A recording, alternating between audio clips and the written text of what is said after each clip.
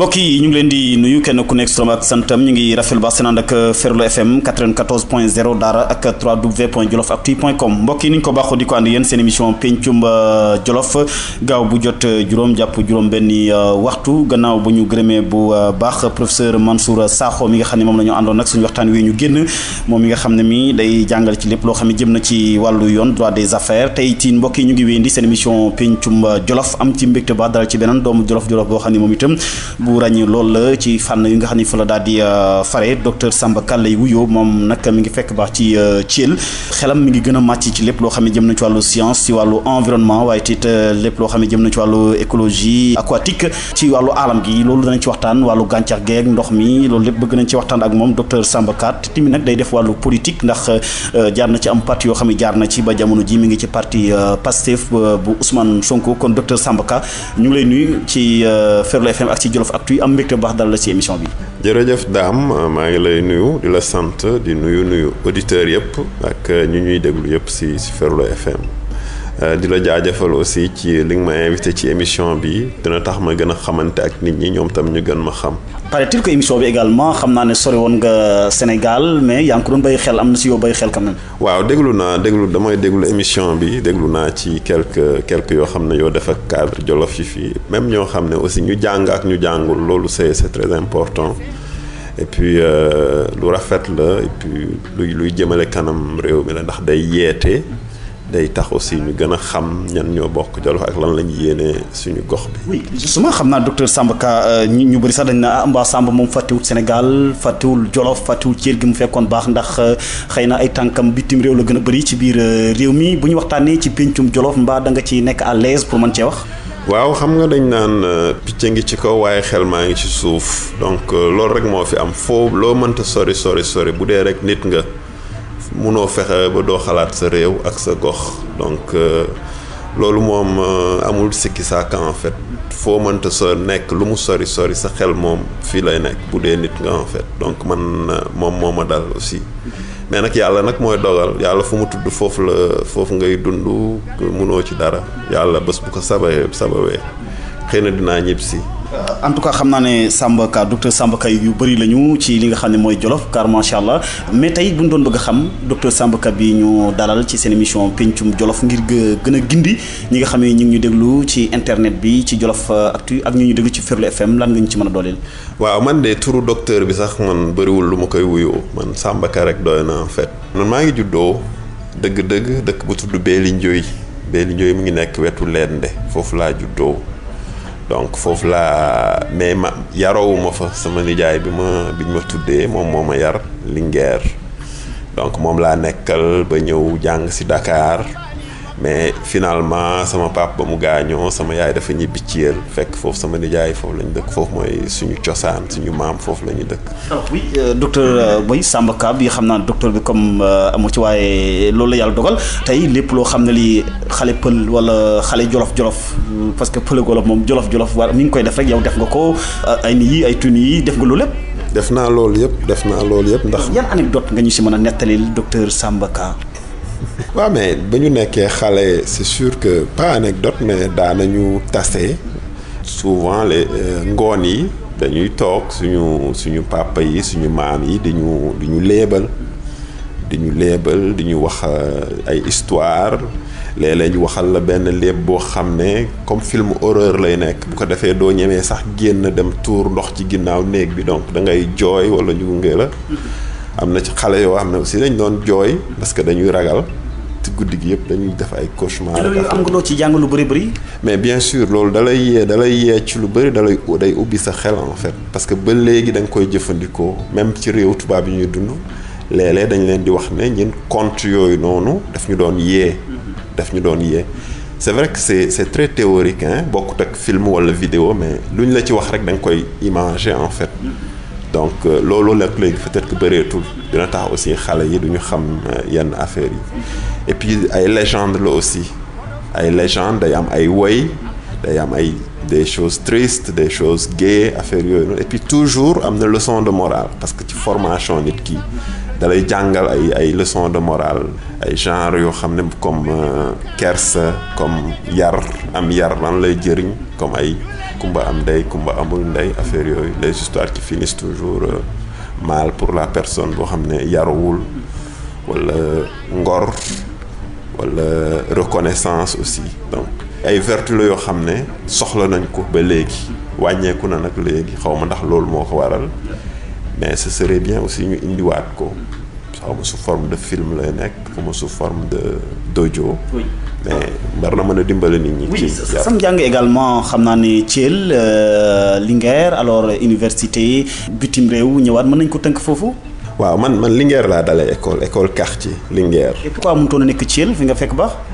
parce que comme li ma la wax man sama nijaay moo ma yar man ba ma amee 2 ans 3 ans la ma sama nijaay jël moom lañ ma tuddee moom moo ma yar à Linguère comme Linguère la nekkoon moom laa nekkaloon. Samba Penda Ka.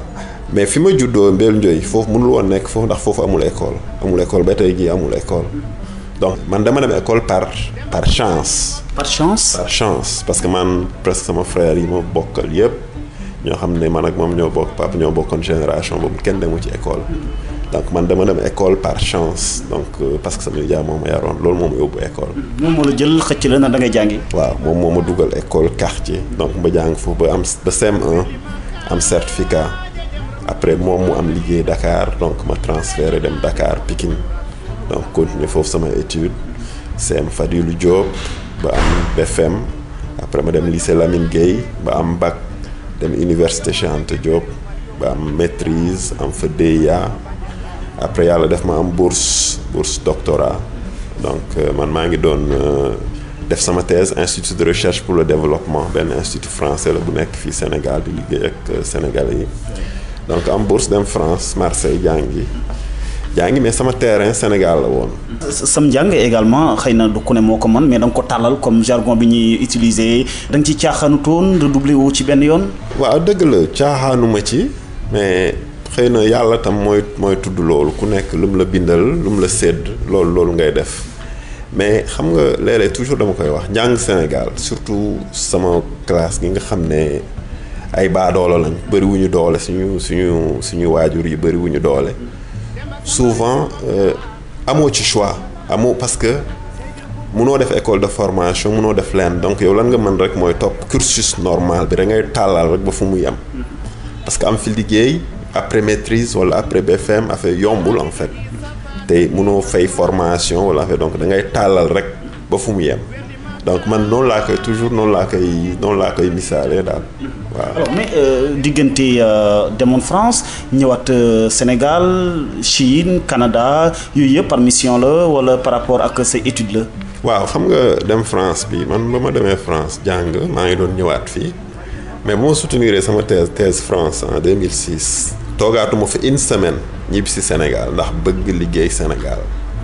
te yaakaaroon aussi mën naa fi liggéey aussi. mais bu ma ñëwee fii dara mënul woon nekk donc ma nekk ci teewul woon maa ngi liggéey si ñi nga xam ne ñoom ñoo ma formé di fa am ay contrat. peut-être li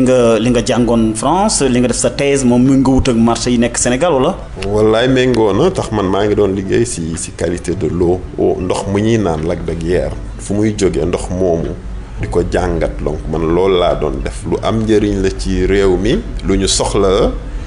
mais xëy na réew mi nu mu bindoo la xam nga réew mi nu mu bindoo moom mooy léeg-léeg foog ñu jàppale la wala foog ñu teete la pour dugal la fenn donc loolu moo fi nekk te noonu pour nga mel ko foog nga mën a sibooru léeg-léeg foog nga mën a sibooru wala am noo mel daal waaw te yàlla bu la bindeewul noonu donc léeg-léeg dafay xaw a jafe. alors loolu kon bokk na li la marqué ci sa àddina bi nga defee sa thèse ba noppi ñëw Sénégal bëgg a ut liggéey mu xaw a dëgër kon marqué na la. bien sûr que marqué na ma parce que comme li ma la wax toogaatuma fa semaine ñibbisi ndax yaakaar ne mën naa fi liggéey. te boo desoon foofa xëy na moom foofa lay gën a yomb. ba ma fi ñëwee toogaat naa fi ñetti at 2006 2007 2009 pas chômé mais maa ngi doon am ay contrat di liggéey. tumuraanke maa ngi doon mais du woon loo xam ne moo ma gënal liggéeyu lu ma woon Sénégal bon maa ngi liggéeyal Sénégal indirectement mais du Sénégal moo ma jël en fait ay partenaires ay étrangers ñoom laa doon liggéeyal yàlla def 2009 maa ngi doon jàngale université comme vacataire aussi maa ngi doon jàngale ba may jóge fii maa ngi jàngale vacataire université. yàlla def 2009 ma am proposition poste dem France wala ma am bourse postdoctorale dem Taïwan donc ci laa tànn ci ñaar yooyu dem Taïwan dem foofu def ñaari at ak genn wàll di liggéey. kon li la génnee Sénégal quand même mooy ñàkk liggéey mais bu fi amoon da nga fi des. effectivement loolu donc bu 2006 boobu noonu ba ma ñibbisee mu amoon liggéey c'est sûr que du ma dem fenn ndax ku la wax ne toogaatuma foofu wutuma fa sax liggéey France bu may ñibbisi donc c'était pour ñibbisi fii liggéey fii. loolu docteur Samba Ka mën nañu naan ñenn ñi nga xam ne dañ leen di joxoñ baaraam tuuma bu ñu feebaree bitim réew la ñu bëgg a fajoo ji wala bu ñu jàngee ba am seen i lijaasa du ñu bëgg a toog ci réew mi dañuy dem bëgg a dem bitim réew peut-être environnement bi moo propice pour nit ki mën fee nekk. non du loolu man dinaa la xamal leen kon yàgg naa bitim réew gis naa ñuy nekk bitim réew doomu sénégalais képp fu mu mënta jànge bu sañoon day ñibbisi Sénégal liggéey fi te ñu ci bëri bu ñu paree amee seen diplôme pare dañuy ñibbisi fii prospecté xool mais da ngay ñëw fii porte yi day tëju tellement que da ngay obligé delluwaat wuti foofu donc loolu moom c'est sûr que gàllankoor la boo xam ne am na. porte yi day tëju wala da ngeen di xeeb naw seen diplôme lool. wallaay du loolu porte yi mooy tëju complètement parce que fii lu ci ëpp foog ñu boole la ak nit mu boole la ak diw boole la ak diw. te yow loolu amu ko woon. xëy na amoon naa ko mais waaw Samba Ka dafa xaw rëy donc moo tax mu bañoon yu yëpp. amoon naa ko ñaan naa ko aw ma ko. ñaan nga ko ci kilifa jolof yeeg yooyu. waaw ñaan naa ko ci kilifa jolof yi mais aw ma ko. xëy na yàlla dogalu ko tamit. oui ci foofu rek nga ko wéeroon wala peut-être amoon nga beneen explication boo tax mënuñ la jàppale pour nga matal. waaw loolu man mënuma xam li nga xam rek mooy ñaan mais lu tax joxuñu la moom mënoo xam lu tax te man dama jàpp ne aussi ñaan bi sax warul pour man bépp doomu sénégalais bu jàngee ba ñibbisi lu mu yellool bu fi nekkee war nañ ko mën a jox fekk ñaanul kenn waaw man loolu laa gëm aussi. Très bien. Oui. Alors docteur Samba Ka mbokk yi dañu ànd ak seen émission Pencum Jolof ci Ferlo FM ak Jolof Actu mais en tout cas sa xam-xam mi ngi gën a màcc ci wàllu science ci wàllu environnement alors écologiste nga aquatique en tout cas baat la yoo xam ni xam naa ne pour ñu firi ko dana xaw a jafe wala luy solo si ak lan moo la ci xiirtal. science de l'environnement dafa yaatu mais man ci wàllu ndox la spécialisé wu man maa ngi liggéey ci lac de Guiers ak réservoir Dakar Bango lu tax loolu parce que ñaar yooyu noonu boo seetloo ñoom ñooy jox lac de Guiers par exemple mooy jox Ndakaaru ak ay Thiès ak yooyu ndox mi ñuy naan lu ci ëpp et puis réservoir Dakar Bango mooy jox ville de Saint-Louis ndox donc man ci ndox yooyu noonu naka lañ mel seen qualité man moom laa doon jàng. mais li la ci xiirtal dëgg-dëgg wala li la ci jox bëgg-bëgg xamoo ko. waaw mais lu ko waral man dama mës a bëgg affaire biologie. te loolu tam dafa nekk njàng moo xam ne dafa tumuranke woon Sénégal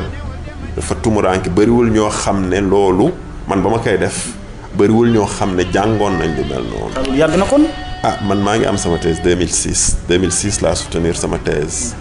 waaw amoon na benn ndaw su ko defoon avant mais finalement moom pharmacien la woon mu continuer pharmacien affaire yooyu noonu donc pourtant loolu lu ñu soxla la ndax tàggat ndox mi ñuy naan ak lépp ak jën yu ci nekk ak gàncax gi ci nekk ak affaire yooyu donc loolu lu am solo la parce que ñi ko fii doon def ay tubaab la ñu woon ay belge ay affaire yooyu donc man loolu moo waraloon loolu noonu attiré ma tamit ma def. oui alors wàllu ndox mi lu am solo la fi muy bàyyi ko lac de Guiers lu bëri ci li ñuy jëfandikoo ci ndox mi mais ndax ndoxum Sénégal ba ci Jolof yaakaar nga ne ndox mu neex la moo xam ne mën nañu koo jëfandikoo sans pourtant que ñu traité ko parce que léeg-léeg dégg na yenn usines yoo xam ne ñu ngi koy def usine de dessalement yoo xam ni ngir ñu wàññi xorom ceeg yooyu. waaw ndoxu Sénégal c'est sûr que ndox yu ñuy génnee ci déeg yi comme wala lac yi comme lac de Guiers yooyu moom dañ ko war a traité yooyu dañ ko war a mënoo ko génnee noonu rek naan ko noonu am na sax village yoo xam ne moom la ñuy naanee noonu ndax man naan ndoxu déeg ba tàyyi fii ci Jolof gi ndoxu forage ñoo gën a am protection ndax ñoom dañu sori ci suuf mais du ñàkk bu dee am na ay minéraux yu ci nekk comme ay fer comme ay manganèse yu mel noonu ça dépend ci qualité ndox bi tamit loolu laaj na traitement pour ndox bi gën a sell daal pour naan ko et puis bu dee dafay jël ay canalisation affaire yooyu loolu si laaj na ñu ciy def tuuti chlore ndax bactéries ay microbes bañ a développé wu ci biir mais seetlu naa ne nag fii nag moom suñu dëkk yi ci kaw moom dañuy bënn forage bi rek commencé naan ndox mi. alors études yi si waroon am dëgg-dëgg amu ci pour yow. peut-être baax na mais pour man am na yaa un minimum de traitement boo xam ne bu ñu góorgóorlu woon war nañ ko ci dolli. donc ndox ça dépend ci qualité bi c'est rare ngay génnee ndox nii rek mën koo naan directement mais peut-être que ndox yu ñuy naan fii peut-être que def nañ analyse yu ci war man mun la ci wax man lenn ndax gëstuwuma ko waaw. alors mais fi mu génnee tamit léeg-léeg nga dégg ñàkk nañ ndox mi parce que yaakaar naa ne même boo nekkutoon fii dégg nga si ñàkkum ndox mi tamit fi amoon fi ñu ko jëlee ci lac de Guiers bi bu ndee ba toll foofu Sénégal léegi di am jafe-jafe ci wàllu ndox loolu ndax mën nga ko jàpp yow ci dëkk boo xam ne bi jàpp nañ ne xëy na ndox mi war na fi mën a bëri. waaw xam nga loolu lu ko indi tey ay choix politique peut-être yu ñu defoon bu yàgg la ndax ba ñuy jëlee ndox lac de Guiers di ko yóbbu Dakar amoon na option aussi def canal du Cayor dafa nekkoon benn canal boo xam ne day jógee ginnaaw Kër Momar Sarr noonu booru Jatmel foofu lay jógee romb ay booru Louga ba yegg presque ci Petite Côte bi après mu def ay tuyaux nag doog a dem Dakar ak ay usines yu nekkoon boor boobu noonu mais loolu gouvernement wu Sénégal yële paas ñoom dañ jëloon option def ay tuyaux te loolu am na li ma ci dégg am sama benn xarit bu ma wax lan moo waraloon loolu canal boobu noonu. bu ñu ko nekkoon Kër Momar Sarr donc. tuyaux yooyu noonu. dañ amoon na beneen option boo xam ne canal la woon canal di Kayor def nañ ci xaalis bu bëri ay liggéey yu bëri def nañ ko ci mais finalement dañ ko teg ci suuf. xaw ma lan moo ko waral officiellement officiellement dañuy wax ne Mauritanie moo wax ni mënuñu jël ay ndox na mais. loolu noonu. tegu ko yow. non teguwul fenn ndax ñun lu ñu am ci fleuve Sénégal utiliser wuñ ko entièrement donc am nañ ndox yoo xam ne dañuy dem tuuru ji ci géej gi Saint-Louis boo xam ne waroon nañ ko mën a soxla foofu noonu. donc c'est un choix bu ñu defoon canal boobu noonu c'est sûr que canal du kii du comme tuyau boo xam ne day toj affaire yooyu noonu canal du toj donc loolu bu ñu ko defoon c'était moins coûteux parce que defoon nañ option yépp ba ñuy def études yi. te option canal bi c'était la meilleure option et puis option boobu la ñu retenir woon mais à la fin réalisé wuñu te canal bi lu ci gënoon neex aussi mooy non seulement da doon joxe ndox pour Dakar ak zone boobu yëpp ay Thiès ak yooyu mais aussi mënoon nañ ci bay aussi ci wet gi mais aussi dëkk yu canal bi doon traversé yépp mënoon nañ ci def foo xam ne nit ñi danañ fa mën a nàndal seen jur yeeg ay affaires yooyu noonu. oui ndoxam Sénégal ba tey mi ngi ci tubaab yi moo xam SONES SDE Suez bi barki Demba Ndiaye ñi ngi koy wax ba tey loolu jaadu la. pour man de am na yëf yoo xam ne réew mi moo ko war a moomal boppam. waaw lu mel ni ay courant lu mel ni ay ndox loolu pour man Sénégal moo ko war a moomal boppam moo ko war a gérer boppam. te jot na pour yow war na ko mën a attan. war na ko mën a attan option la rek lan moo tax ñu privé yi mën ko gérer te suñu fonction publique bi am ay cadres yoo xam ne yu mag a mag yoo xam ne mën nañ liggéey loolu donc pour man c'est juste des choix politiques ay choix politiques rek la. justement booy wax wàllum ndox ci seen émission Pencum Jolof ndox mi ñu yàlla jox également mooy dex gi également def nga ci ab gëstu bu yaatu ñëwoon na demaan na canal ba ma nga fa ba tey fi mu jaar fépp mais xamuñu exactement lan moo tax ba tey mbir mi sotteegul parce que lu bëri xëy na mën naa tukkee ci dex gi bu ñëwee. waaw dëgg la gis nga man dama naan toujours ndox moom mooy naataange. te ñun suñu zone Jolof boobu noonu li ko gën a rey mooy ñàkk ndox ndax bu amoon ndox dinañ fa mën a béy noor ba béy fa nawet dina tax population yi mën a nekk foofu noonu nit ñi mën a nekk foofu mën fa liggéey comme nu ñuy liggéey instant yi boo demee booru Kër Momar Sarr yéeg da ngay fekk foofu nit ñi ay culture irriguée donc mu économiquement mu ngi doxal réew mi lu bare mais le fait que projet boobu ngay wax tamit vallée fossile yi xam naa ngay wax def nañ ci ay études ba def lépp nga xam ne ubbi woon ko rek moo desoon man dañu jékki-jékki rek teg ko ci suuf mooy li ma la wax ñu ngi naan Mauritanie moo bëggul ñu ubbi foofu noonu mais comme ni ma la ko waxee Sénégal jëlul ndox mi mu waroon jël yëpp ci fleuve Sénégal bi utiliser wu ko donc bu ñu la waxee tey ne loolu noonu Mauritanie moo tax mënuñu ko ubbi loolu dafay xaw a tey xel daal te gis nga aussi Ndar daanaka nawet bu jot dañuy xool ndax du taa ndax dina taa toujours dañu ubbi estuaire bi pour ndoxu taw bi mën a jaar foofu dem walangaan dem ci géej. Dembo Ndiaye mi ngi màbbu seeni kër. waaw donc yooyu noonu ay option pourtant ndox moomu noonu xëy na buñ ko utiliser woon def ko ci vallée fossile yi peut-être que loolu dina wàññeeku. man maa ngi def sama thèse ci lac de Guiers ak réservoir Dakar Bango ci ndox mi waaw. mais amul benn lien entre lac de Guiers et vallée fossile yi non. mais si bokk na ci ndax gis nga lac de Guiers nu muy fonctionner mooy bu nawetee dañuy ubbi manantal yi dafay fonctionner xam nga ci booru Guinée dafay taw yu bëri donc dañ koy ubbi et puis ubbi manantal yi ubbi barrage de Diama barrage anti-sel la mooy pour xorom si bara yi añu yéegaat donc dañ koy ubbi pour ndox mi walangaan ci la ñu profité ubbi tawwee mooy canal bi nga xam ne mooy alimenter lac de Guiers donc buñ ko ubbee dañu ubbi Kër Momar Sarr donc day ndox mi day beesaat ndox mu bees day daal di dugg walangaan dem ba ay mbëlëxe nawet bi dina dem ba ay mbëlëxe sa boor boobu noonu léegi bu taw bi demee ba arrêté ba tawatul dañuy tëj barrage yooyu dañuy tëj Diama pour ndox xorom si bañ a yéeg tëj tawwee bi donc léegi day nekk genre ndox moo xam ne demul dikkul donc ndox mu taa te ndox mu taa dafay gaaw a yàqu ndax dara duggul te am na luy génn ndax ñu ngi ciy ŋàcc di naan mu ngi aussi évaporé wu ndax tàngaay bi léegi bu ko defee et puis boo seetloo lac de Guiers ci nord bi fa la CSS nekk foofu am na ay culture donc ñoom dañuy utiliser ay pesticides ak ay phosphore ak ay engrais yooyu yëpp dañuy dem ci wàllu ci sud bi booru Kër Momar Sarr donc dañuy dajaloo foofu même boo defee étude ndox bi sax jógee nord jëm sud da ngay gis ne foofu mooy ëpp xorom foofu mooy ndox moom mooy gën a xorome boo xoolee wàllu espèce yu fay nekk aussi espèce u gàncax yeeg zooplancton bi yooyu ay yoo xam ne yu mën a dëkk ci xorom la donc ndax affaire yi day dajaloo foofu noonu alors que buñ ko ubbi woon muy daw kooku dina tax ndox moomu noonu du mel noonu dafay gën a neex ndax du taa. alors oui mais Jolof gis nañu forage quand même forage yeeg ni ñu ko defaree à travers le programme PUDC ndax vision bi ni ñu ko doxalee yaakaar nga ne en tant que spécialiste ci wàll wi noonu la waroon a demee. ndox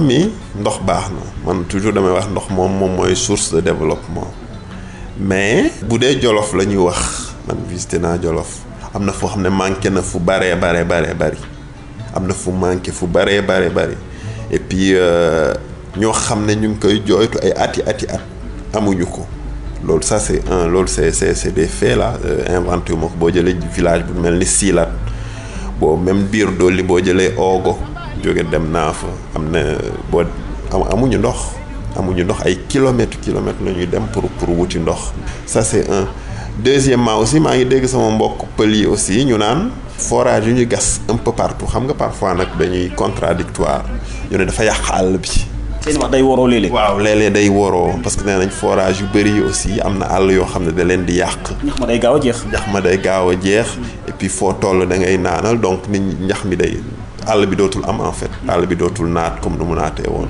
mais nit nag foog nga loolu waxi bëgg-bëgg la rek koo xam ne xëy na du expert mais en tout cas ni ñu koy doxalee nii PUDC bi ni ñu koy doxalee nii quand même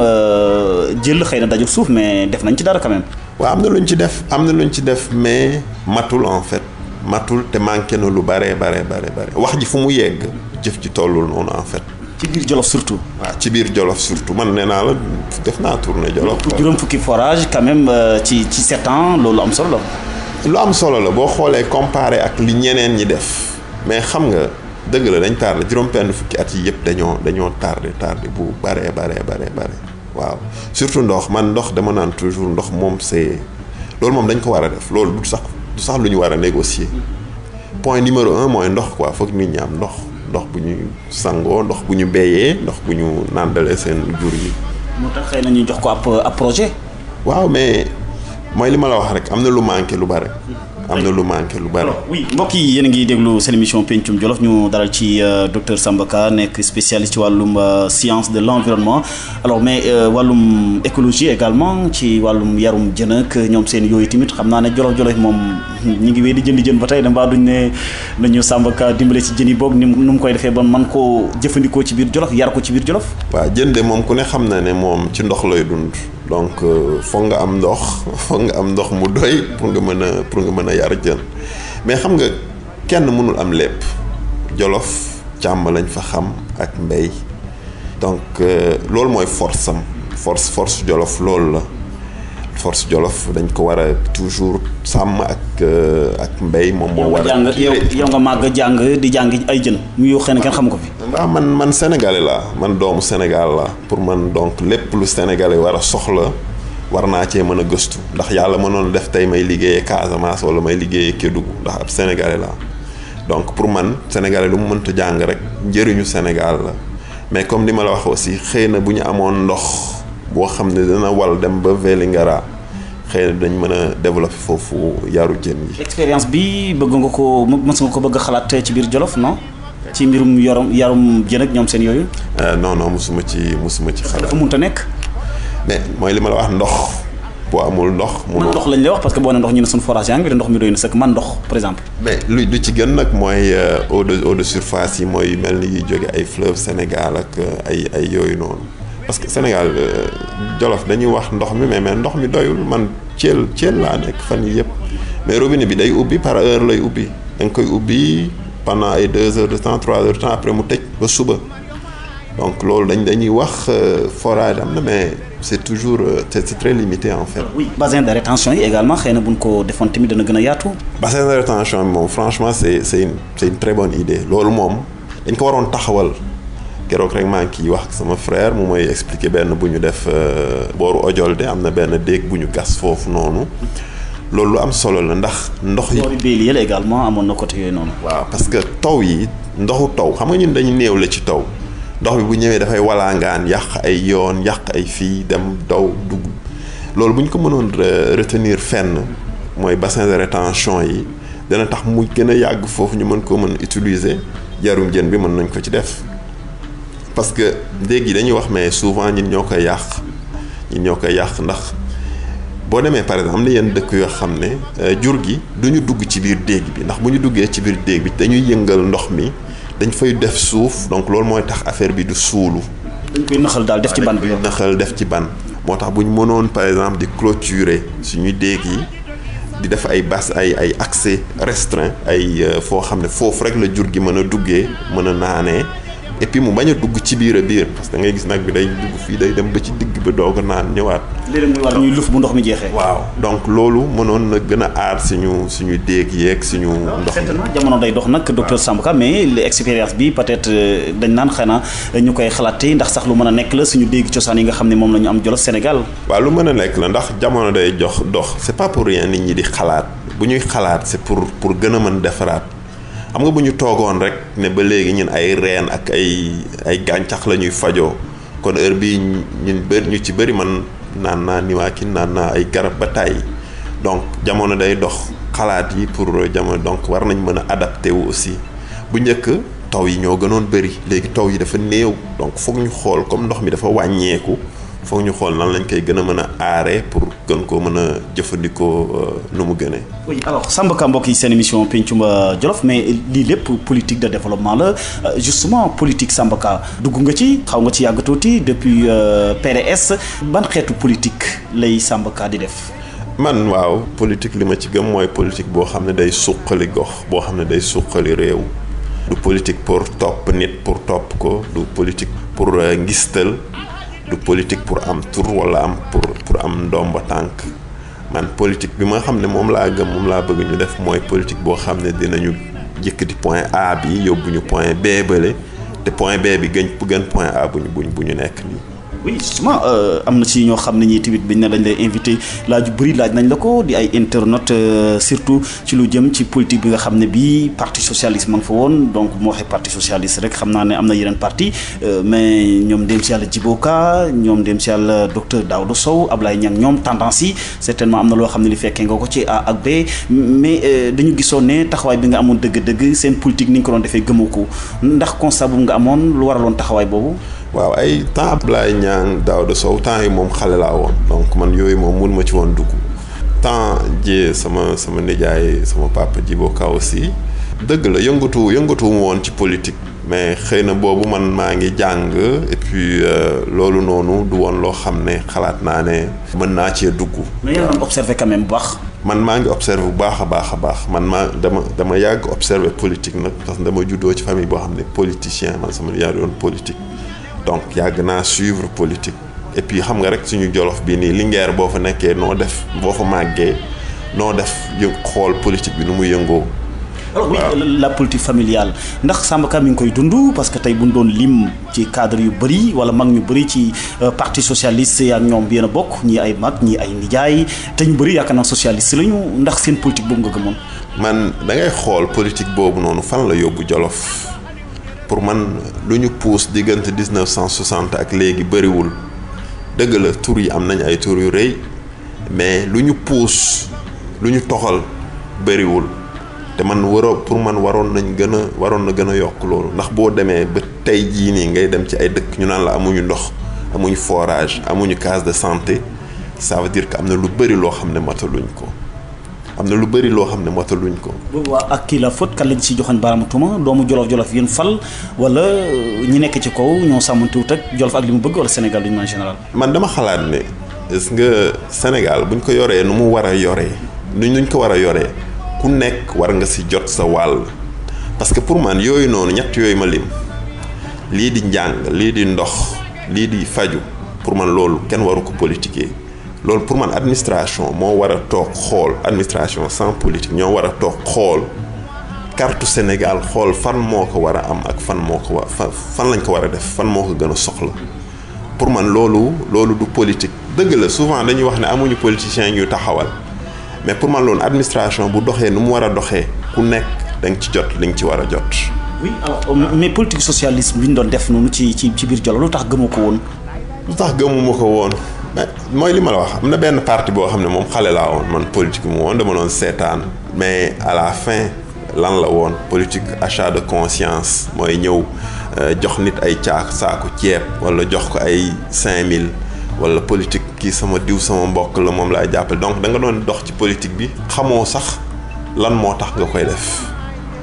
da nga koy topp kii parce que ay mbokk ngeen kese waaw parce que man ñi ma doon waxal dama leen di waxal yow boo ànd ak sa mbokk ngeen ànd tey mu yóbbu la ba fee ba max la ci pax ñëwaat nga fexe ba génn foofu ñëwaat ngeen àndaat fee ba max la ci pax ñëwaat donc beneen yoon war nga xoolaat ndax da ngay ànd ak moom wala déet. alors mais c'est pas parce que xëy na bi nga jàngee ba am sa doctorat ñëw bëgg a ut liggéey mu jafe woon ci yow nga wàññeeku di venger wala bañ a gëm seen taxawaay non pas du tout man nekk naa université nekk naa fa vacataire maa ngi nekkoon chargé de communication de l'association des doctorants et jeunes docteurs foofu noonu man dama fa doon xeex man xam lan moo ma gën a yitteel man nit doomu aadama àqu doomu aadama man peut-être sax foofu laa commencé sax wax ci rajo walla wax ci droit nit ki lu mu war a am ak lu mu warul am donc xëy na foofu la commencé politique bi xëy na dafa dabe parce que Jolof dañu néewle politiciens dañu néewle ay cadres yoo xam dañu politique xam nga parce que tout simplement politique ñu bari dañu seet ne dafa salte fen la caaxaan la donc dañu kii ci loolu ba nga xam ne ñoo xam dañ naan non dañu toog rek croiser les bras nekk seen liggéey en paix mais pour man Jolof nu mu néewlee politiciens néewlee intellectuel pour man ñëpp war nañ ci yëngu képp koo xam ne développement Jolof moo la ñor te bëgg nga Jolof jëm kanam war nga cee mën a ñëw liggéey te Jolof rek ñor la en fait. voilà mais justement parce que kenn ku la laaj ne mais en tout cas waroon nga mën a taxaw ngir feggoog ñoom Djibo Ka ñoom Daouda Sow pour au moins même fekkee ne nekkoo woon gone ba nga xam ne bii mën nga leen war a mën a jàppale politiquement parce que am na sa morom yi ko doon lu leen doon jàppale ci wàllu politique. waaw instant boobu politique nekkul woon sama xel en période boobu noonu. ba ma gënee nekk xale ma doon wax man apolitique laay nekk mais instant boobu ñoom ñu koy def. politique quand même boo ko demee ngay nekk gone di ko xalaat am na lu tax. waaw mais gisoon nu mu mel la rek xam naa aussi. xam nga rek Jolof moo la doytoon. xalaatu xale la woon aussi ba ma màggee laa xam ne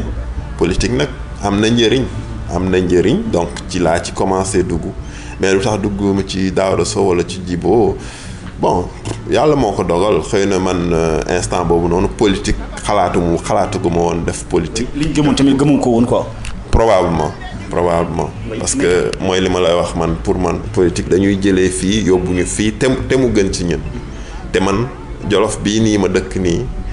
gisuma fi changement bu bëri depuis 1960 ba tey man fu may fàttalikoo li may fàttaliku ba tey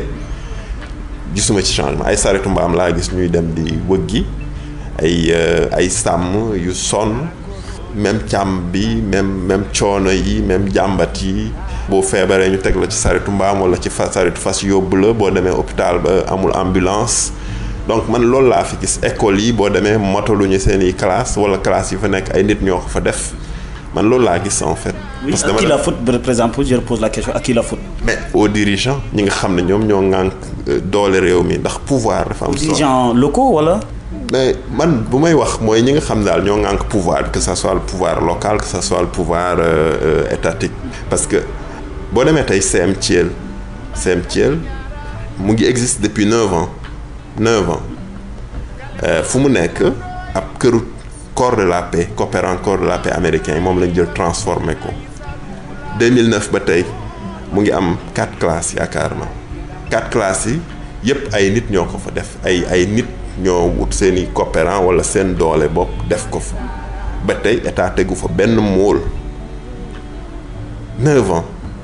après yow léegi yow lan nga mën xalaatee loolu est-ce que yow bëgg nga doomu dëkk bi jàng wala de bu fekkoon ñooñu noonu def ñu fa classe yooyu naka lay demee. Très bien. Oui xam naa dinañ ci ñëw sa part de responsabilité également loo nekk tamit même fekkee amul benn responsabilité ci état bi tamit en tant que doomu Jolof en tant que gëm fi nga xam ne fii fa nga war a mën a jaar am koo xam ne am na xel en tout cas war na mën a def ay propositions yu bëri yoo xam ni danañ ci daal di mën a génn mais alors loolu la booleeg parti démocratique sénégalais. Parti démocratique sénégalais man mosuma nekk militant au parti démocratique sénégalais man dama toog ba Habib Sy bëgg ma gis mooy juste avant 2012 sama nijaay Habib Sy sama xarit nijaay la muy nit ku baax aussi nit ku yaru gis ma bëgg ma jàppale ko benn période mooy élection 2012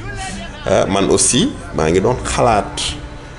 donc ma ne occasion la c'est une occasion man pour ma dem aussi xamante ak nit ñi xool def tournée xool gox bi. boobu da nga xamutoon Jolof bu baax maîtriser wu ko woon. xam naa ko mais. musuma dugg ci goxaan yi musuma wax ak ñoom politique ak yu ñuy dund am na yu ma ciy dund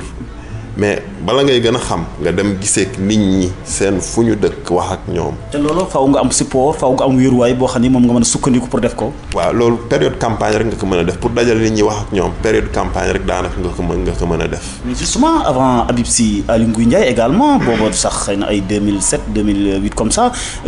daje ngeen bu boobaa tamit ndax la ngeen waxoon de la doyut Samba ba nga seetuwaat Habib Sy. ba ma ñibbisee 2012 sama rakk sama cousin Alika yóbbu nee na ma kaay ma présenté la Aly Ngouille Ndiaye donc dem nañ këram mu présenté ma ko ñu waxtaan mais waxtaanuñu wax ay fas dama koy jàppaleeg ay affaires yooyu waxtaan la woon rek pour xamante en fait. mais yow amoo woon benn yaakaar pour ànd ak moom ci sur le plan politique. non instant boobu noonu non. instant boobu noonu Habib Sy moom quand même politique moo leen boole. Habib Sy politique moo ñu boole mais politique moo la wax aussi mooy c'était pour. am tànk xool am tànk jàng tuuti donc c'était plus pour ça. moo kon bi nga ñëwee di militer ci Thiel di jàppale gars ñi xëccoo pour am ndombal tànk pour jiiter quelque chose. non pas du tout période boobu noonu c'est vrai que boo politique moom boo ci tànkee lu yàgg. pour xamante gars yi wala par amour comme ça def nii rek bon c'est vrai que na Habib Sy gagné na PDS gagné après nga dem ci la nga nekkoon. mais ça dépend mooy li may wax man dama doon ñëw foofu pour xamante ak nit ñi xam politique et puis. li ma fa jot a def peut-être weer la mais am na loo xam ne toxal naa ko positivement parce que dem naa foofu ci benn dëkk ñu jàmbatal ma ñu ne seen machine mu ngi paan depuis xaw ma ñaata année xaw ma ñaata mois ba ma demee dama gis Habib Sy ma ne ko tel village seen forage dafa paan depuis xaw ma kañ ma ne ko nag gis nga ma ne ko lii moom boo ko mënee régler boobu bu dee mën nga ci def dara lii du politique. lii pour man jaamu yàlla la sax ndax fekk koo xam ne dafa mar nga jox ko lu muy naanee pour man loolu jaamu yàlla la. kon sa collaboration avec Habib Sy am na lu mu jural Thiel. am na lu mu jural en tout cas benn village. ci saa si dafa woote am na ku mu woo quelque temps après ma tas ak ñooñu dama tas man fàtte woon naa sax dossier dama tas ak ñoom ñu ne ma oto la ñuy ñëw jël si pour dem jël si suñu machine Louga. pour man loolu mooy politique en fait séentuwuma ci leen te ñooñu ba léegi ñu ngi ma ko doon gërëmee dégg naa léegi am nañ forage nag bu baax bu bees mais. man defuma ko woon pour leen pour man loolu. justement bi nga defee également 2012 premier tour mu jàll ndax da nga dem ba second tour xam na mbir yi du baax nga teel a dellu fa nga nekkoon bitim réew. non sama demaat bitim réew dossier bu yàgg la bu nekkoon foofu noonu ça n'a rien à voir entre premier et deuxième tour loolu mu ngi woon foofu tege ba pare. mais quand même boo defee campagne premier tour bi jël say hopp yaa xëy na liggéey li nga war a liggéey lépp mais en tout cas dinañ la xaar nga mottali ko.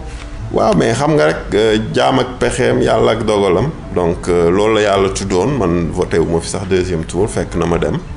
donc loolu lu nekkoon fii la ça bokkul dara ak élection yi même bu PDS gagné woon sax voyage boobu dama ko doon def en fait xaw ma ndax dinaa ñëwaat ci diggante bi wala déet mais loolu moom lu taxawoon la en fait. mais justement tey daanu bi ñu daan woon jamono jooju yow ban lecture nga ci amoon échec ci par rapport ak seen réalisation wala nan. mais yaakaaruma ne échec par rapport ak réalisation la mais échec par rapport ak peut-être Ablaye Wade période boobu noonu jotoon na am 2 mandats donc 3e bi genre forcing la woon donc sénégalais yi nangu wuñ ko beneen affaire bi aussi mooy le fait que mu bëggoon placer doom ji affaire yooyu noonu je pense que yooyu affaire yëpp bokk na ci loo xam ne lu taxoon réew mi bëggatuñu woon mu toogaat fi en fait man jàngat boobu laa ci am mais du côté ay réalisation ak affaire yooyu noonu. alors oui mais nga pare ci également def benn stand bàyyi boo xam ne bii lu benn diir bu yàgg daanaka kenn déggatu la ndax da nga ca amoon regret ci ni nga àndee woon ak PDS Habib Sy ba li xew-xew nga dem tourner la page. non du regret yàlla dafa def ma tukki ma nekk foofu ci yeneen mais teewul man tout le temps maa ngi xool lu xew Sénégal. maa ngi xool saa yu yeewoo na nga xool lan moo xew Sénégal. naka la xool mais ñi nga ñëwoon campagne leen Thiel Jolof diggaale ak ñoom même boo demee tamit à distance man ngeen coordonné. waaw c'est vrai que politique man dama ko arrêté woon période boobu noonu après bon def naa liggéey bi mu waroon def dem naa parti bi finalement aussi Habib Sy dem na feneen bon déggante wuñu maa ngi moom sax déggante wuñu lu bëri en fait déggante wuñu donc. y avait une rupture y avait un break en fait jaro jote wu ñu demee dañu déggante wu rek yàlla dafa def dem naa affaire yooyu noonu mais dama toogaat mais teewul donc maa ngi xool lu xew Sénégal mais dama toogaat nag lu yàgg peut-être naru ma woon sax dellu si waat ci politique. reculer pour mieux sauter. peut-être ba yàlla def nag seen échec bi da nga am loo ci jàng. mais est-ce que échec man je sais pas est-ce que c'est une question d'échec succès je vois pas ça man gisewuma ko noonu en fait. mais pour ñëw di campagne quand même bëggoon nga gagner. waaw bëggoon nga gagner mais comme la ma la waxoon man c'était plus au niveau local xamante bu yàlla defoon ma toog fii boobu ba léegi bu yàlla defoon tukkiwuma xëy na instant yi bu ñuy waxtaan leneen la ñuy wax. oui mais pas pour gagner également à l'époque pour que nga am benn ndombal tànk boo xam ne dana mën nga toog Sénégal nag léegi. mooy li ma la wax tukki boobu noonu gagner woon ñàkk a gagner yëpp tukki boobu da doon am. xëy na mënoon na bañ a yàgg ça dépend xaw ma mais tukki boobu moom da doon am en fait. très bien alors mais nga dem toog lu yàgg booba tamit yaa ngi doon def say observation di xool mais ce retour également quand même bayiwaat ba élection yi nii nga xam ne ñu ngi ci campagne nga ñëwaat waxuñ la tey parti démocrate sénégalais waxatuñ sa diggante ak Habib Sy mais tey sa diggante ak Sonko la ñuy wax lu tax. waaw loolu seetlu la ndax mooy man wax naa la politique bi ma gëm du politique nit du politique topp nit parce que leader la ou parce que quelque chose mais man lu ma boole ak Sonko mooy dama gis ci moom ay qualité dama gis ci moom ay mandarga yoo xam ne yaakaar naa ne buñ ko joxee réew mi dina soppeeku fa ñu nekkoon ba léegi moom lu mu wone man li ma gis ci moom man ak ñu bari nag ñu mel ni man ñoo xam ne sax peut-être musuñu dugg ci politique. seen rapport fan la dooree seen premier contact.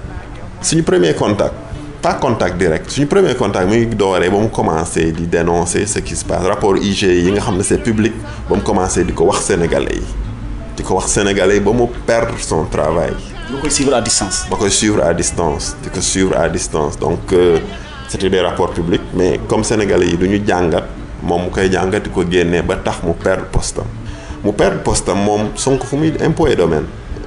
peut-être pratiquement Sénégal yëpp bu ñu sañoon foofu inspecteur des impôts et domaines la ñu nekk ndax foofu dafa nekk place boo xam ne boo fay liggéey te ragaloo yàlla mën nga am lépp ci alalu àdduna bu la neexee. sans pourtant nga xam lan la def ba ñu tekki ndombal tànkam. xam naa ko. mooy li ma secret bi nga xam ne bii xëy na da ko waroon toogaale mun a fàng ci penc mi. mais loolu ay rapport public ñoo ko génnee du moom moo ko génnee xëy na Sénégalais yi ñoo dul lire mais ay rapport public ñoo ko génnee moom daf ko wax siiwal ko. foofu noonu donc place bu mu nekkoon Sénégalais bu nekk kuy jàng boo sañoon peut-être foofu ngay toog te boo fa système bi mu ne da koy xeex yow tam da nga ci ànd ak moomam jeex. waaw parce que da ngay xool politique bi fi nekk 1960 ba léegi bu ñu bougé bëriwul wala bu amee fu bougé tam am na foo xam ne bougé wul comme suñu Jolof bi bu ñuy wax nii quoi lu ko waral mooy ñii bu ñu gañee ñële dañ leen di fekki ñu ànd ak ñoom di def les mêmes pratiques yi lan la mooy politique ñëw campagne génne ay xaalis di jox nit ñi di fay nit ñi di jënd nit ñi politique topp nit parce que pas lu muy wax yow bilaam xooloo ko sax mais parce que nit ki neex na la wala yaa ngi ci am ci moom benn t-shirt wala léeg-léeg mu bokkal la benn enveloppe. wala sa mbokk la. wala sa mbokk la man politique boobu man gëw ma ko man pour man dañu war a xool lan la ñuy def fan la ñuy jëm ensemble. mais mënu ko woon xeex booba tey biir Jolof faaw nga xaar benn Ousmane Sonko ñëw pour nga mën a wéeru ci moom mën ko xeex. wéeru est-ce que wéeru la en fait. non je pose juste une question. waaw est-ce que wéeru la mooy li ma la wax xam nga yàlla mooy dogal luy am parce que bu ñu xamoon ne lii mooy am da ngay dem rek toog foofu xaar. ñi fi nekk ñëpp ni ñu doxalee seen politique gisu ci sa bopp. gisuma ci sama bopp ndax politique bi ma fi gis yëpp mooy politique gu ay affaire man maa fi nekk samay maam ñoo fi nekkoon wala wane wu génne xaalis joxe. mais leen xëy na loolu amul Jolof. am na wala bëgg a nekk en fait bëgg a tur bëgg a nekk man politique boobu gëwuma ko man gëwuma politique boobu. oui ñi fa nekk ñu bëri lu tax mënu woon a ànd ak ñoom ci politiquement ba tey système bi rek Aly Ngouille Ndiaye ministre Samba Ndiobène maître Katoussa ba tey ñoom gëmoo seen doxalin. bon man du ma tudd tur mais man. Sénégal ci kaw laay xool man tey élection présidentielle la ñu wax. oui mais développement local quand même am na solo nga xam ñoom ni ñu doxalee ci localité bi. yow yaa ngi seetlul ak man rek man diggante yow ak man Jolof boobu ba léegi 7 ans lan moo bougé lan moo yëngatu foofu lan moo yëngatu et puis. forage yi xëy na tali yi également. tey xam nga bu ñu demee ba léegi di ngand lu rang-rang diggante Linguère ak Daara wala Linguère ak Thiel wala affaire xam nga loolu mooy. fekkuñ ko fi woon def ko fi. loolu mooy tardé en fait loolu nag dafa commencé bu yàgg ba tey jii nii quoi te tant que xam nga pour man politique inauguration sax la ñu war a bàyyi. ah ku tax wax daal kay fa nga inauguré ko Samba. pour man loolu war nañ koo rus ndax boo dafa mel ni nga fekk ku mar naan nga toxal ko ndox nga pare nga ne ko tàccu ma. comprendre nga pour man c'est cynique en fait dafa mel ni da ngay mettital nit ki en fait waaw et puis. xam nga ñu nit ki daal. waaw et puis xam nga benn affaire dafa am aussi. jërëjëf nit xam nga nit ñi dañu dindi ci xaalisu état ñëw tabax benn affaire lan moo tax nga siy xaar jaaraama parce que xaalisu ñëpp la booy wax jaaraama da nga naan jaaraama sénégalais yëpp parce que seen xaalis la mais benn nit bi mooy bëgg ngand di fëgg dënn man maa ko fi def pour man loolu dañ ko war a dindi. dañu war a désintéressé en fait booy def benn affaire. non fas naa xeexee système bi au niveau de Thiel comme yaa nga fa. man maa ngi fa dem naa fa tournée waxtaan naa ak nit ñi. oui am benn représentativité nag xam naa ne moom. waaw mais loolu moom dina leer en tout cas am na graine am na benn doom bi ma fa ji te doom boobu man xalaat naa ne dina sax te Thiel moom lu ñu fi mën a wax dara rek mooy le 24 février dara dina fa feeñ ndax instant yi normalement ñoom nu ñu doxalee bu ñu doxalee yëpp li fa nekk ak lu ñu fa def yëpp ci xaalis ak ci lépp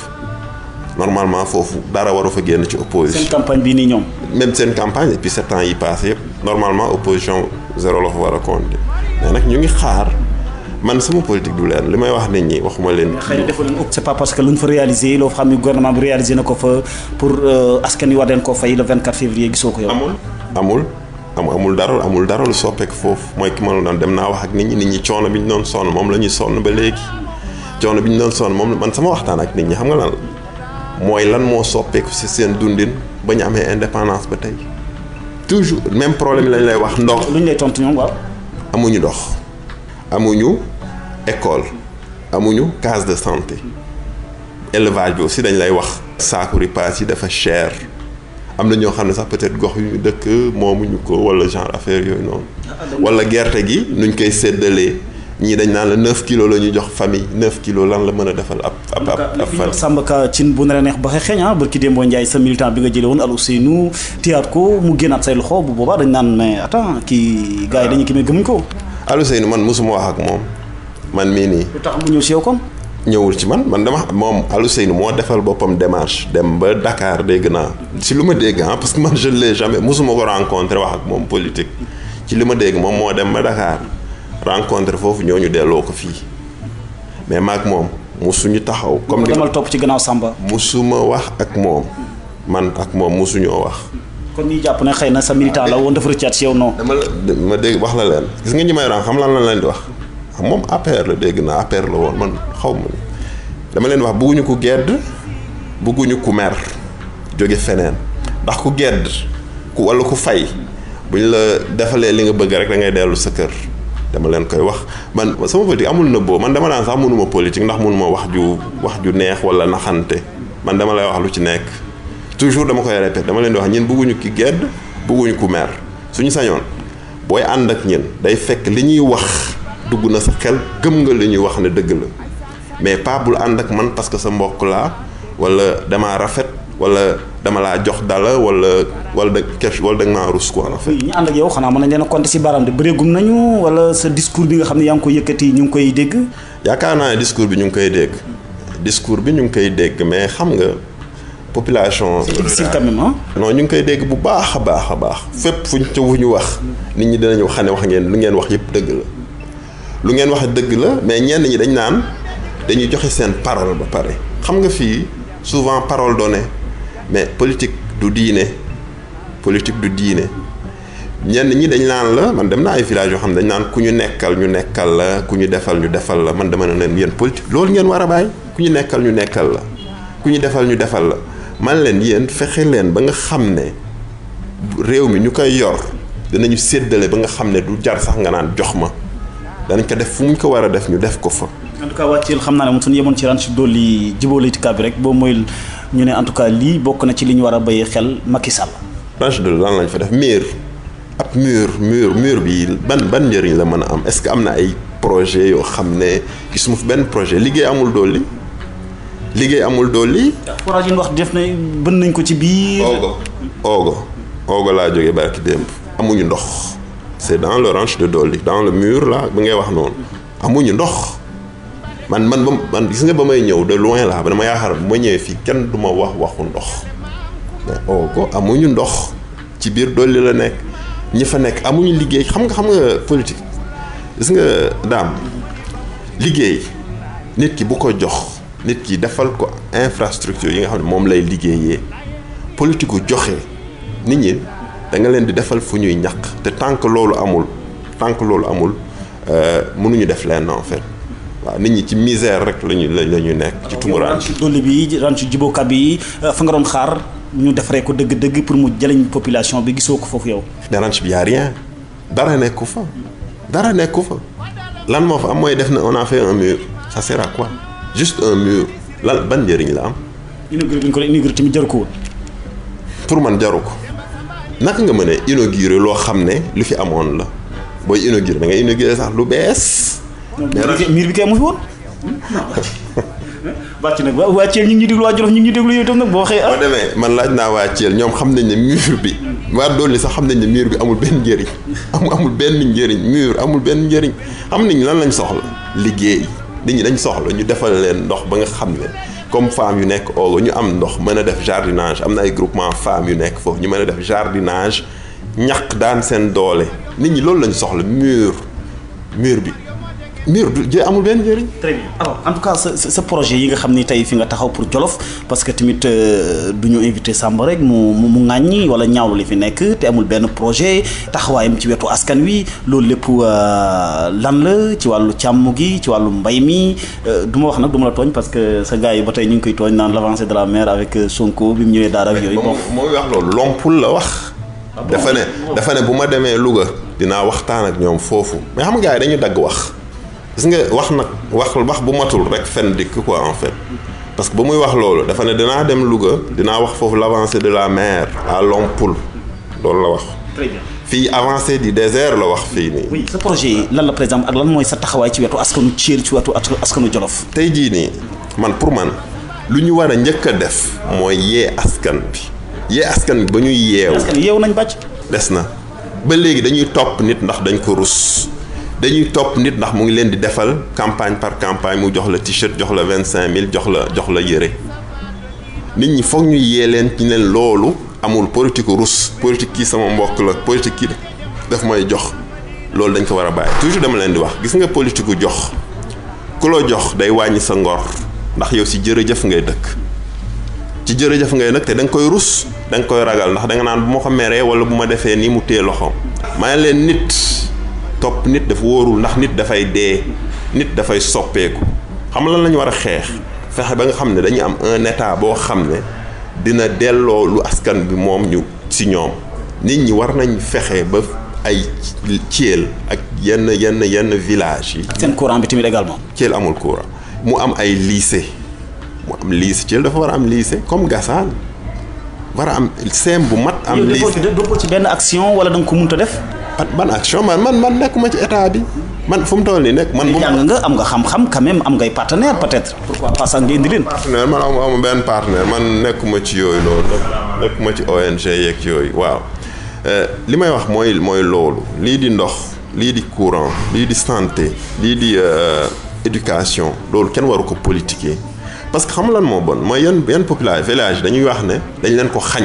ils ont des projets mais dañ ko téye mais xamuñu fan lañ ko téye loolu dafa grave en fait parce que pour ñoom dañ koy politiquer pour man nag loolu état bi war na ci jël responsabilité am fexe ba nga xam ne administration bi dana def liggéey bi ci war ba ku nekk jot li nga war a moom. Thiel kon li mu waroon doxee ko commune de tout ça non. bon loolu man du ma dugg ci détail yooyu noonu ndax peut-être que maîtriser wu ma ko trop gasuma ko mais pour man daal war nañu soppi doxalin ba nga xam ne ñuy dox pour njëriñu gox yi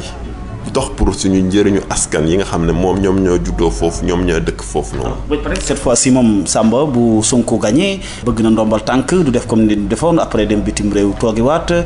ba ci local yi tamit lan moo ci nar a nekk sa taxawaay dëgg-dëgg. gis nga ndombal tànk pour man yàlla moo koy joxe man ànduma ak Sonko pour ndombal tànk Sonko gisee nañu Canada ñëw na ba sama kër li ma ko wax leen la man damay campagne soxlawuma leen en retour seulement bu waree am li ma war a am. war ma ko jox moo ko joxee ma jël ko boo xam loo xam ne mën naa xam naa ko moo ko joxee ma jël ko mais topp ma ko pour am ndombal tànk pour man loolu ñu bëri dañu ñëw nekk proche du leader di ko woo di xamante man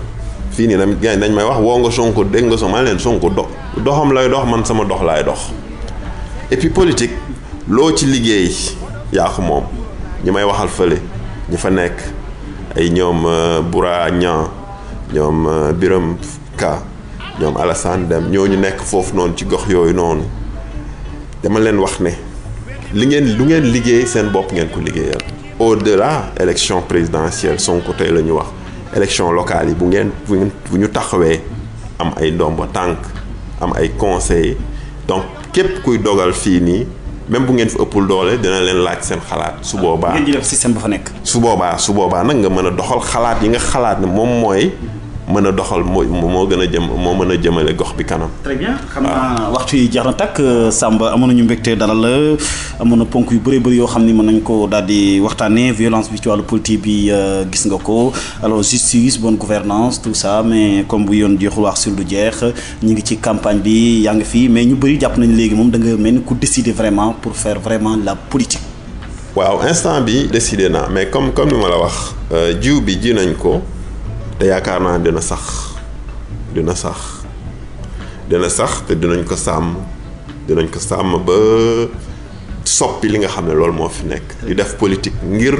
développement wu gox yi ak développement wu nit ñi. ñu bëri la nga tàggoo ñu doon déglu ci Ferlo FM ci Jolof ak ci Jolof Actu ci bitim réew. waaw jërëjëf maa ngi leen di jaajëfal ci déglu bi di nuyu daam di ko gërëm parce que man xaw ma sax nan la def ba xam ma ba léegi war na nga ma wax fan la ma xamee xalaatuma woon ne dinaa fi wax ci ak journaliste.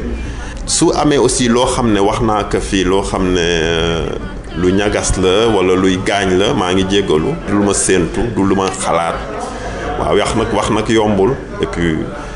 maa ngi leen di baalu àq bu baax a baax jërëjëf. ñu koy gërëm mbokk yi di ko sant bu baax mu nekkoon docteur Samba Ka nekk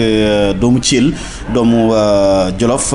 xelam màcc ci lépp loo xam ne jëm na ci wàllu science de l'environnement écologiste aquatique nekk membre bu parti Pastef bu Ousmane Sonko. alors c'est vrai que question yu bëri bëggoon nañ la ko daal di laaj parce que mën nga militer Thiel mën nga militer Thiargny Daara gox yu bëri mais yooyu yëpp du ñàkk ne jënd jamono incha allah danañ ko daal di waxtaanee mbokk mu nekkoon seen émission Pencum Jolof ci Ferlo FM ak Jolof Actu Dame Ndiaye mu nekkoon ci kàddu gi mbokk yi ñu ngi leen gërëm di leen sant di leen jox dox daje beneen